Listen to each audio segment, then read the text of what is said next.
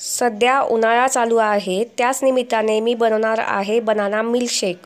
प्रोटीन्सने भरपूर banana milkshake तुम्ही घरी एकदा नक्कीच बनवून पहा। अगदी सोपी पद्धत आहे। चॅनेलवर पहिल्यांदाच आले असेल तर चॅनेलला नक्कीच सबस्क्राईब करा। चला तर मग रेसिपी सुरू करूयात।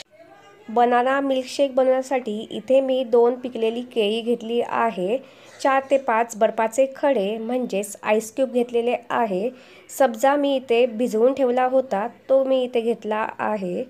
1 वाटी इथे मी दूध घेतले आहे। 2 चमचे मी इथे साखर घेतली आहे। जायफळ घेतले आहे टेस्ट येण्यासाठी आणि 2 बदाम घेतले आहेत। पहिले एक मिक्सर जार घेऊया। त्यामध्ये मी टाकते अर्धी वाटी दूध आणि 2 चमचे साखर। हे पहिले आपण ग्राइंड करून घेणार आहोत। हे ग्राइंड झाल्यानंतर आपण ह्यामध्ये घालूया पिकलेली केळी। केळी ही मी इथे सोलून कट करून घालतीये। जितक्या तुम्हाला मिल्कशेक बनवायचा त्या अंदाजाने तुम्ही केळी आणि ह्यामध्ये दूध घाला। तर इथे मी 2 केळीचा वापर केला आहे। त्यानंतर ह्यामध्ये घालूया आपण जे अर्धा वाटी दूध ठेवले होते ते। तर ह्यातले माझे थोडे दूध उरले आहे।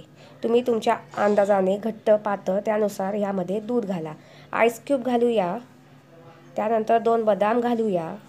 मिल्कशेकला टेस्ट येण्यासाठी ह्यामध्ये मी जायफळ हे किसून घालत आहे। जायफळने ह्या मिल्कशेकला खूप छान टेस्ट येते। ह्यानंतर आपण हे अगदी बारीक असे ग्राइंड करून घेऊयात। अगदी 2 मिनिटातच हा बनाना मिल्कशेक तयार होतो।